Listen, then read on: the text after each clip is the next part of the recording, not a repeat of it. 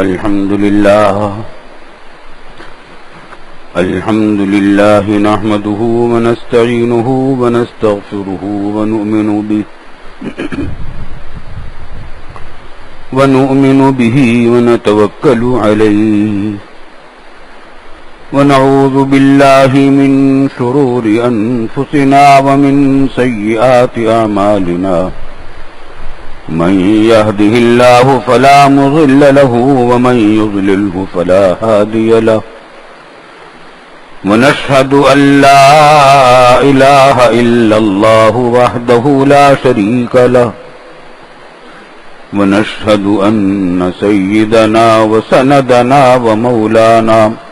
ومولانا محمدا عبده ورسوله صلى الله تعالى عليه وعلى آله وصحبه أجمعين وسلم تسليما كثيرا كثيرا أما بعد فأعوذ بالله من الشيطان الرجيم بسم الله الرحمن الرحيم يا أيها الذين آمنوا اذكروا الله كثيرا وسبحوه بكرة وأصيلا بزرگان محترم اور برادران عزیز، اللہ تعالیٰ کے فضل و کرم سے پے در پے ایسے زمانے اللہ تعالیٰ نے ہم کو عطا فرمائے جن میں گناہوں کی بخشش بھی بہت ہے، اعمال کا ثواب بھی بہت ہے۔ شعبان کا مہینہ اسی طرح کا ملا، رجب کا مہینہ بھی ایسا ہی تھا، پھر رمضان تو اور زیادہ نعمتوں اور رحمتوں کا مہینہ تھا۔ اب یہ عشرہ ذی الحجہ بھی رمضان سے کم درجے کا نہیں تھا، اعمال اور فضائل کے اعتبار سے، گناہوں کی بخشش اور اعمال کے ثواب کے اعتبار سے اللہ تعالیٰ نے یہ عطا فرمایا، اور حاجیوں کو اللہ رب العالمین نے حج کی دولت سے نوازا، اور اب حاجی واپس آنے شروع ہو گئے ہیں حج کرنے کے بعد۔ اللہ تعالیٰ ان کو اب حج کے بعد حج مقبول، ان کا حج قبول بھی فرمائے، اور رسول اللہ صلی اللہ علیہ وسلم کے روضہ اقدس پہ جو ان کی حاضری ہوئی اور سلام پیش کیا، اس کو بھی اللہ تعالیٰ قبول فرمائے، اور اب اس کے بعد حج کے بعد ان کو اپنے اعمال کو صاف رکھنے کی کوشش کرنے کی توفیق عطا فرمائے۔ ہم سب کو بھی اس کی توفیق ہونی چاہیے۔ رمضان کے مہینے میں آدمی تقریباً گناہوں سے دھل جاتا ہے، توبہ کی بھی توفیق ہو جاتی ہے، کبیرہ گناہ بھی معاف ہو جاتے ہیں، اور انسانوں کو کے حقوق جو انہوں نے تلف کیے ہیں ان کی تلافی کی بھی بہت سے لوگوں کو توفیق ہو جاتی ہے، تو کپڑے پاک ہو جاتے ہیں، صاف ہو جاتے ہیں، جسم گناہوں سے پاک ہو جاتا ہے۔ حدیث میں آتا ہے حج سے جب آتا ہے تو ایسا واپس آتا ہے جیسے کہ ماں کے پیٹ سے وہ آج ہی پیدا ہوا ہے، گناہوں سے اس طرح پاک ہو کر واپس آتا ہے اگر صحیح طریقے سے سب کام کیے ہوں۔ تو جب کپڑے بالکل نئے ہیں، جسم ہمارا بالکل پاک صاف ہے، کپڑے بھی پاک صاف ہیں، ان کو اب صاف رکھنے کی ضرورت ہے۔ قربانیاں ہم نے کی ہیں الحمدللہ، عشرہ ذی الحجہ کی عبادتوں کی بھی اللہ نے توفیق عطا فرمائی۔ اب ہمارے گناہ کم ہو گئے، نیکیاں بڑھ گئی اللہ کے فضل و کرم سے۔ تو جس طرح آدمی جب نئے کپڑے پہنتا ہے تو احتیاط کرتا ہے کہ اس پر چھینٹے نہ آ جائیں اور گندگی نہ آ جائے، اسی طریقے سے اب اپنے آپ کو پاک رکھنے کی کوشش کرنی چاہیے۔ رمضان میں حلال کھانے کی کوشش کی، اس کے بعد عشرہ ذی الحجہ میں بھی اہتمام کیا کہ گناہوں سے بچتے ہوئے حلال روزی کمائیں۔ اب اس کوشش کو جاری رکھیں، حرام کے آمیزش سے اپنے آپ کو بچائیں، رقمہ حرام سے بچائیں، کام چوری سے بچائیں، تجارت میں جھوٹ بولنے سے، دغا بازی سے، دھوکہ بازی سے، کم تولنے ناپنے سے، ملاوٹ کرنے سے اپنے آپ کو بچائیں، سود سے بچائیں، لینے دینے سے بچائیں، اور رشوت سے، لینے دینے سے بچائیں۔ بے شمار گناہ ہمارے اندر گھسے ہوئے ہیں، ہمارے گھروں کے اندر، ان گناہوں سے اپنے آپ کو بچائے رکھیں۔ اچھا آدمی گناہ کرتا ہے، حرام خوری کرتا ہے، یہ سوچ کر کہ میرے اس سے فائدہ ہو جائے گا، حالانکہ پرلے درجے کی حماقت ہے، اس سے بڑی کوئی حماقت کرنا ذرا مشکل ہی ہے دنیا کے اندر۔ حرام پیسے سے گنتی تو بڑھ جاتی ہے، مگر اس پیسے کی ویلیو کم ہو جاتی، رہے سے پیسے کی بھی ویلیو کم ہو جاتی، بے برکتی آ جاتی۔ حلال پیسہ ہوتا ہے تو اس کی ویلیو بہت ہوتی ہے، 100 روپے میں اتنے کام ہو جاتے ہیں کہ دوسرے حرام خور آدمی کے 1,00,000 روپے میں وہ کام نہیں ہوتے، اور حلال کھانے والے کے 100 روپے میں وہ کام ہو جاتے ہیں، ویلیو بڑھ جاتی ہے۔ حرام کھایا کسی نے، کمایا 1,00,000 روپے، بچہ بیمار ہو گیا، ہسپتال میں لے گئے، ٹیسٹ کرو، یہ کرو وہ کرو، بیماری بگڑ گئی، 1,00,000 سے بھی زیادہ خرچ ہو گیا، ہسپتالوں کی نظر ہو گیا۔ کیا کمایا؟ خود خوش ہو رہا ہے کہ میں نے 1,00,000 کمائے نہیں، کھو دیے۔ کمائے 20,00,000 روپے، لڑائی جھگڑا ہو گیا بھائیوں کے اندر اور دنگا فساد ہو گیا، عدالتی مقدمہ بازی شروع ہو گئی، جو کچھ کمایا تھا کچھ وکیل کھا گئے، کچھ عدالتوں کے لوگ کھا گئے، کچھ پولیس کھا گئی، اور خود دیکھتے کہ دیکھتے رہ گئے اور خوش ہے کہ ہم نے 20,00,000 روپے کمائے تھے۔ کہاں کمائے؟ کھو دیے۔ اور آدمی حلال کماتا ہے، تھوڑے کماتا ہے، اور اللہ تعالیٰ سے اپنے عافیت بھی مانگے تو اس حلال پیسے میں کام ہو جاتا ہے۔ برکت جب دیتا ہے اللہ تعالیٰ کسی کے پیسے میں، تو بچہ بیمار ہوا، بخار ہوا، اس نے ڈاکٹر کے پاس کیا، 20-25 روپے کی دوا دی، 25-30 روپے میں وہ ٹھیک ٹھاک ہو گیا۔ دوسرے کے 1,00,000 خرچ ہو گئے، اس کے 20 روپے میں کام ہو گیا۔ برکت تو اللہ تعالیٰ کے ہاتھ میں ہے۔ یہ بالکل پرلے درجے کی حماقت ہے، آپ آزما کر دیکھ لے، ہر ایک تجربہ کر کے دیکھ لے، اس بات کا اہتمام کر لے کہ میں اپنے گھر میں حرام پیسہ نہیں آنے دوں گا، اور کوئی حرام رزق، حرام لقمہ نہ اپنا خود کھاؤں گا، نہ اپنے بچوں کو، گھر والوں کو کھلاؤں گا، چاہے کچھ بھی ہو جائے، فاقہ کرنا پڑ جائے، روح کی شوقی کھانی پڑ جائے، یہ کام نہیں کروں گا۔ کچھ عرصے کر کے دیکھ لو، اس کی پھر برکتیں آپ دیکھ لیجیے۔ اگر آدمی کو حرام پیسے کما کر عزت نہ ملی، راحت نہ ملی، خوشیاں نہ ملی، لذت نہ ملی، روپیہ کس کام کا؟ روپیہ آپ لے آئیں گے، 1 کروڑ روپیہ کما لیا آپ نے، اور اس میں آپ نے مکان بھی بنا لیا، اچھا مکان بھی بنا لیا، فرنیچر بھی لے لیا، ساز و سامان بھی لے لیا، یہ تو آپ نے دے دیا، بنا لیا۔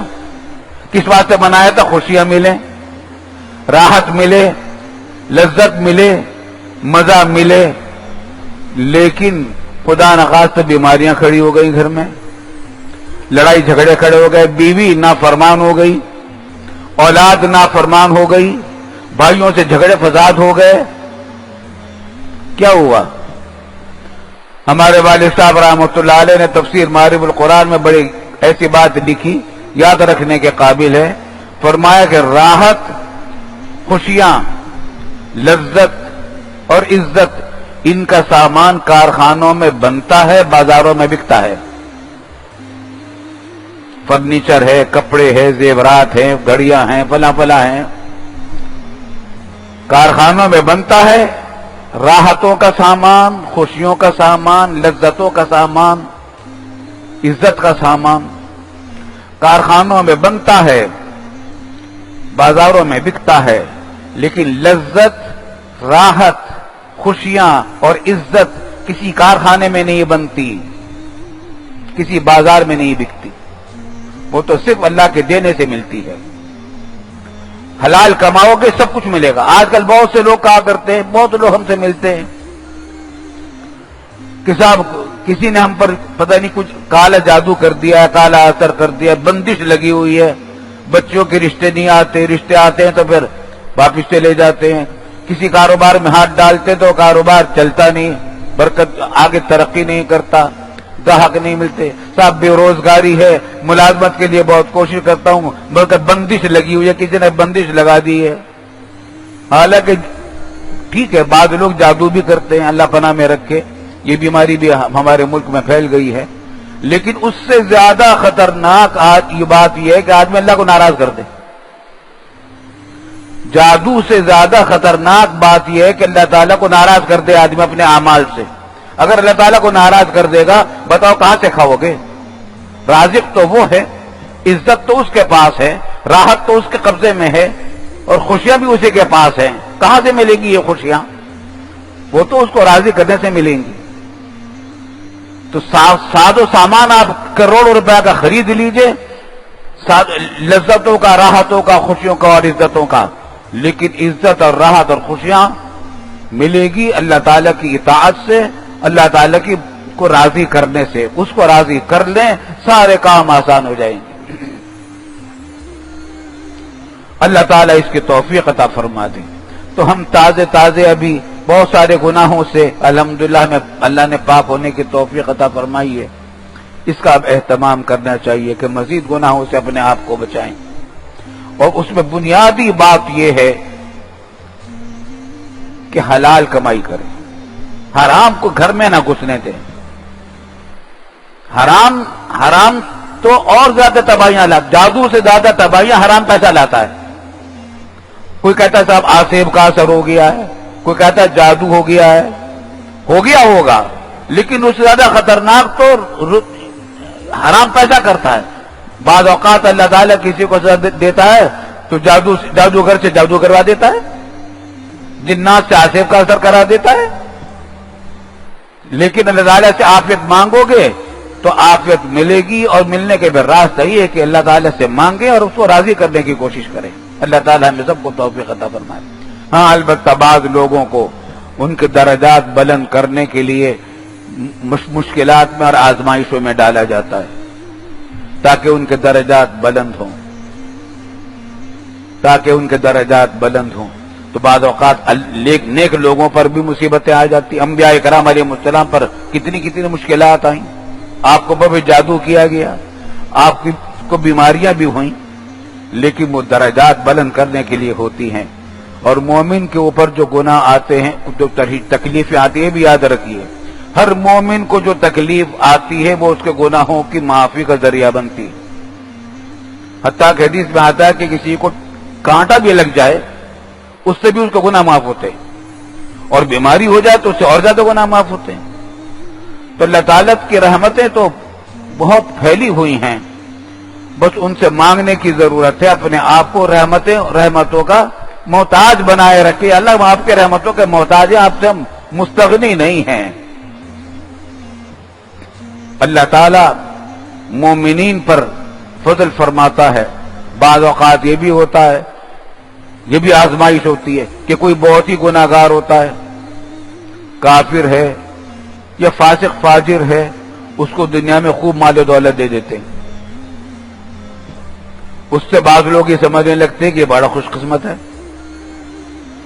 تو بسا اوقات تو یہ ہوتا ہے کہ وہ شروع میں مال و دولت ملتی ہے، بہت عزت، اور پھر بعد میں کوئی تباہی آ جاتی ہے دنیا ہی میں، ورنہ آخرت کی تباہی تو متعین ہی ہے۔ بعض اوقات مومن کو کسی تکلیف میں ڈالا جاتا ہے تو ہمیشہ یہ بات ضروری نہیں کہ جب بھی تکلیف آئے گی وہ کسی گناہ کی وجہ سے آئے گی، بعض اوقات درجات بلند کرنے کی وجہ سے بھی آ جاتی ہے۔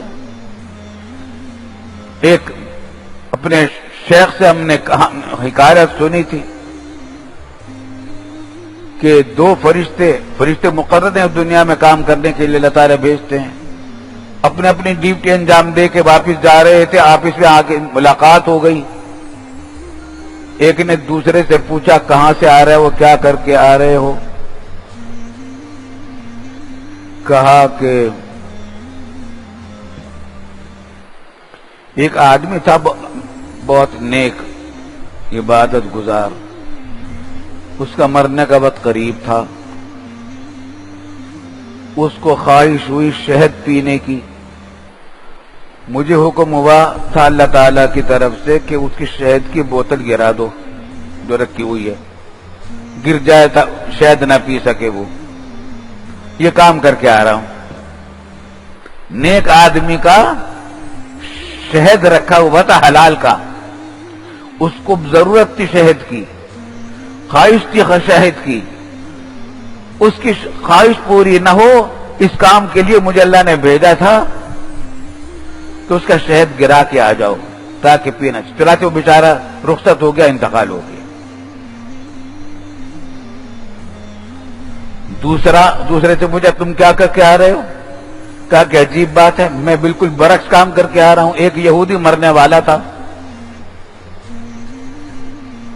ایک یہودی مرنے والا تھا اور اس کو خواہش تھی مچھلی کی، مچھلی کا شوق تھا اس کو. اس کے بعد مچھلی نہیں تھی، اس کے گھر میں ایک حوض تھی. مجھے اللہ تعالیٰ نے حکم دیا کہ ایک مچھلی چھوڑ کے آ جاؤ اس کے حوض میں.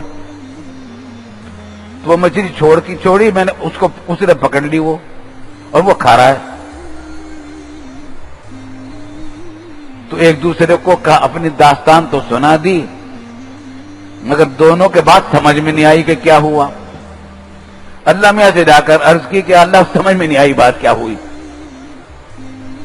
فرمایا کہ سمجھنے کی بات ہے، اور وہ یہ کہ جو عبادت گزار آدمی تھا نیک، اس کے میں نے بہت اونچے درجات مقرر کر رکھے تھے، لیکن اس کے عمل میں کچھ کمی تھی.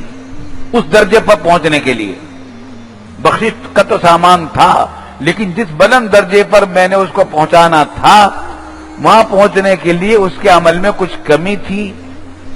اس کی تلافی ہم نے اس بات سے کروا دی کہ اس کی یہ خواہش پوری نہ ہو کہ وہ شہد پی لے. تو وہ کمی پوری ہو گئی، اس کو وہ اعلیٰ درجہ ملے گا آخرت میں، جنت میں. اور وہ جو یہودی تھا، اس نے دنیا میں بہت نیک کام کیے تھے لوگوں کو فائدہ پہنچانے کے، اور جو نیک کام کیے تھے میں نے اس کا سب کا بدلہ اس کو دے دیا تھا دنیا ہی میں. خوب عزت دی تھی، مال و دولت دی تھی، لیکن اس کی ایک نیکی میرے ذمہ باقی تھی. اس کا بدلہ میں نے دنیا میں نہیں دیا تھا اس کو. تو وہ نیکی پوری کرنے کے لیے میں نے وہ اس کی مچھلی پہنچوا دی، تاکہ اب جب وہ میرے پاس آئے تو میرے ذمے اس کے لیے کوئی چیز نہ ہو سوائے عذاب کے. کفر اور شرک کا عذاب اس کو ملے گا. دنیا میں جتنے نے کام کیے تھے اس کو مل گئے، اس کا بدلہ اس کو مل گیا. تو اللہ تعالیٰ بعض اوقات نیکوکاروں کو تکلیف میں ڈالتا ہے ان کے درجات بلند کرنے کے لیے، اور بعض اوقات بدکاروں کو دنیا میں مال و دولت دیتا ہے ان کو اور تباہ و برباد کرنے کے لیے. اللہ تعالیٰ پناہ میں رکھے، اور ان کو اور عذاب میں مبتلا کرنے کے لیے. تو اللہ تعالیٰ کے معاملات مختلف لوگوں کے ساتھ مختلف ہیں. حاصل تو یہ ہے کہ اللہ تعالیٰ سے معافی مانگے. یا اللہ بس آپ کوئی اور میری مابا اور ملجا کوئی نہیں. اللہم لا ملجا ولا منجا منک الا الیک. میرا مابا اور ملجا آپ ہیں، آپ کے علاوہ میرا کوئی سہارا نہیں.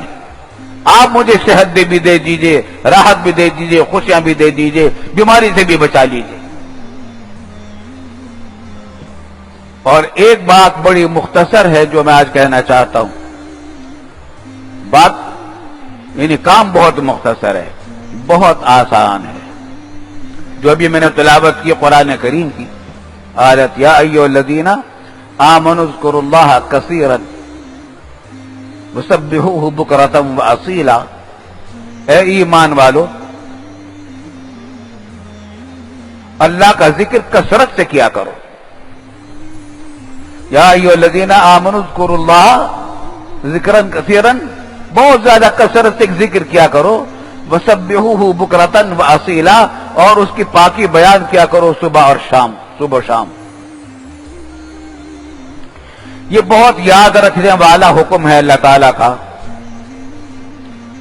اور واقعہ یہ ہے کہ بند دروازے کھول دینے والا طریقہ ہے یہ، رحمتوں کے راستے کھولنے کا.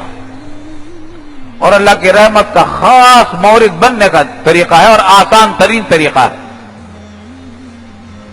اور وہ یہ کہ اللہ کے ذکر کا اہتمام کرو، کثرت سے کرو، چلتے پھرتے اٹھتے بیٹھتے اللہ کا ذکر کرنے کی عادت ڈالو۔ ہمارے شیخ فرمایا کرتے تھے حضرت ڈاکٹر عبدالعلی صاحب عارفی رحمۃ اللہ علیہ کہ اس کا انتظار مت کیا کرو کہ مسجد میں جا کر بیٹھیں گے، قبلے کی طرف منہ کر کے بیٹھیں گے، باوضو ہوں گے، اس وقت اللہ میاں سے دعا کریں گے۔ نہیں، فرماتے تھے کہ میاں چلتے پھرتے اٹھتے بیٹھتے چپکے چپکے اپنے اللہ میاں سے باتیں کرتے رہا کرو، چلتے پھرتے اٹھتے بیٹھتے چپکے چپکے اپنے اللہ میاں سے باتیں کرتے رہا کرو۔ وضو کا انتظار نہ کرو، وضو بے وضو، قبلہ ہو یہ نہ ہو، مسجد میں ہو یا نہ ہو، ذکر کرتے رہو، اللہ کو یاد کرو۔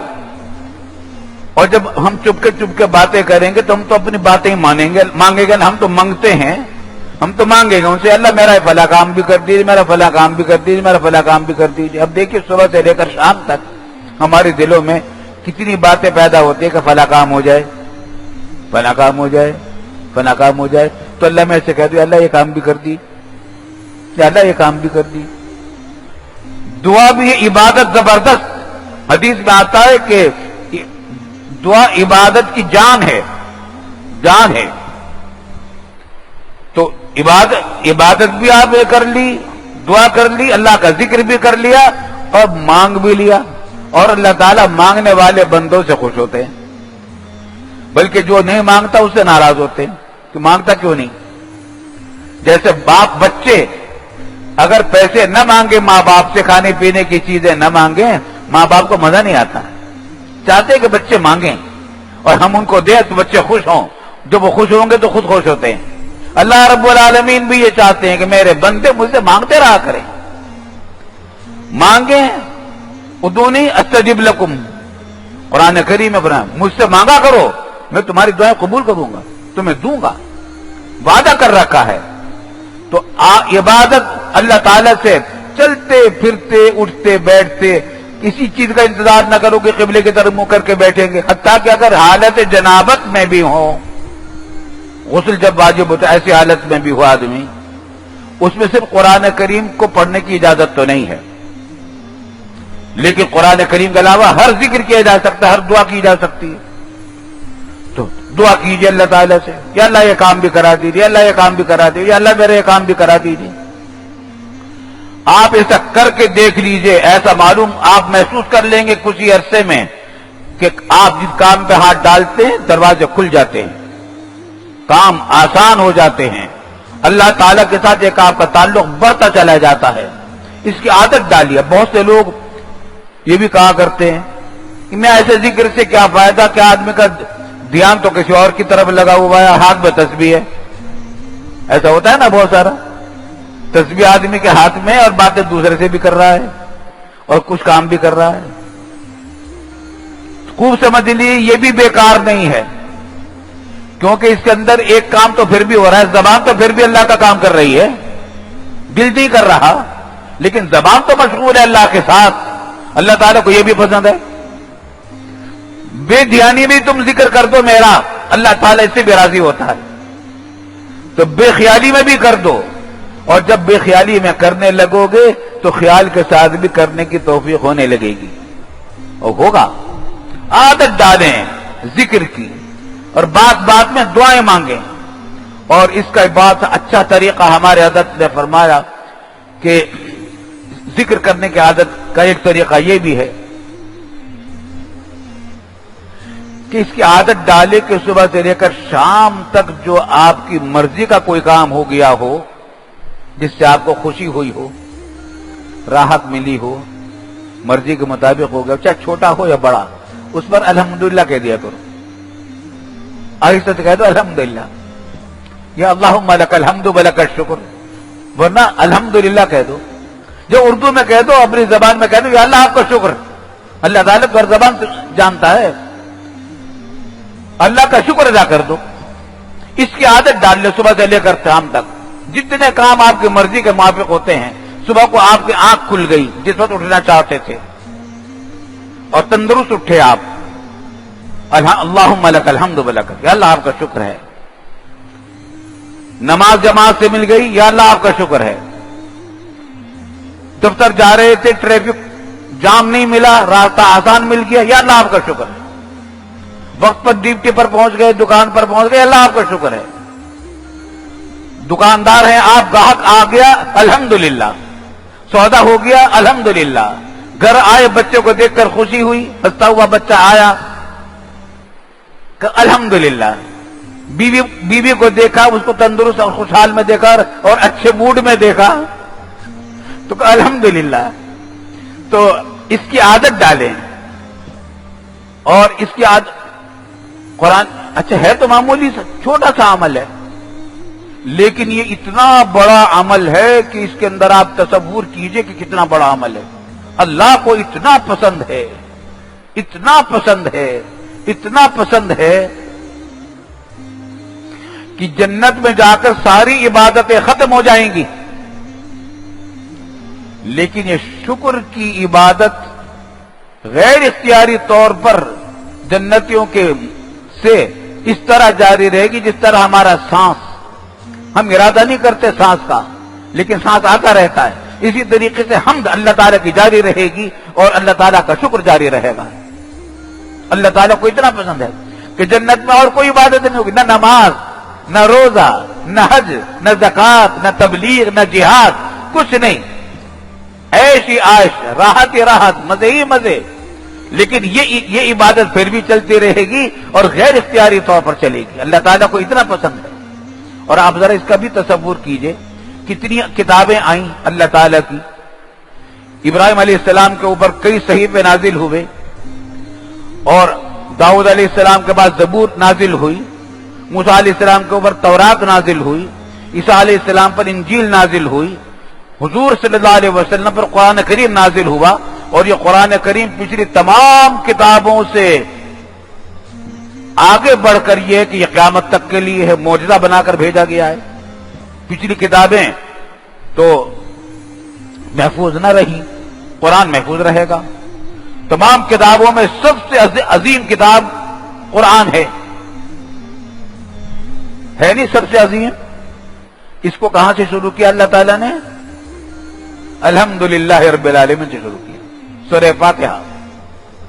اور سورہ فاتحہ کے بارے میں پابندی لگا دی کہ نماز کی ہر رکعت میں پڑھا کرو، فرض میں، سنتوں میں، نفلوں میں، وتر میں، ہر رکعت میں. 4 رکعتیں ہیں تو الحمدللہ کسی رکعت میں نہیں چھوڑی جائے گی. 4 رکعت والی فرض میں آخر کی 2 رکعتوں میں سنت نہیں ہوتی، لیکن سورہ فاتحہ اس میں بھی ہوتی ہے. اللہ تعالیٰ کو اتنی پسند ہے یہ حمد.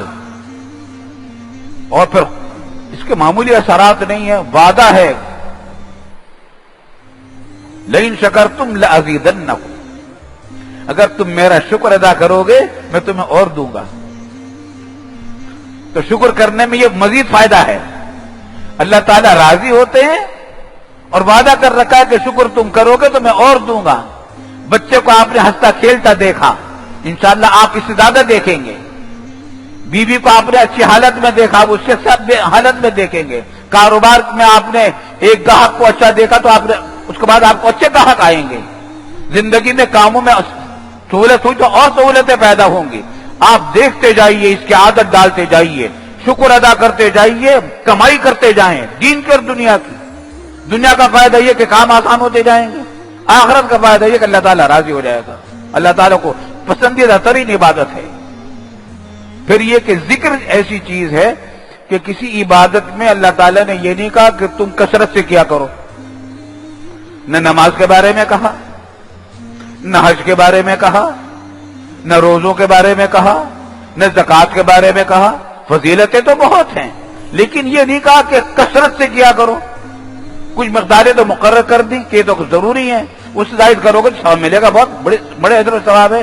لیکن قرآن میں جگہ اس کا تقاضا نہیں کیا گیا کہ کثرت سے کرو. صرف ذکر کے بارے میں کہا کہ کثرت سے ذکر کیا کرو. ذکر کثرت سے کرو. یا ایھا الذین آمنوا اذکروا اللہ ذکرا کثیرا. قرآن دوسری جگہ فرمایا والذاکرین اللہ کثیرا والذاکرات. تعریف کی ان لوگوں کی جو اللہ تعالیٰ کا ذکر کثرت سے کرتے ہیں، مردوں کی اور عورتوں کی. خلاصہ یہ کہ چونکہ ذکر آسان ترین عبادت ہے اور اس کے اثرات بہت زیادہ ہیں، اس بات سے اللہ تعالیٰ نے اس میں مطالبہ بھی یہ کیا ہے کہ کثرت سے کیا کرو. اللہ تعالیٰ ہم سب کو ذاکرین اللہ کثیرا والذاکرات میں شامل فرما لے. وآخر دعوانا ان الحمد للہ رب العالمین.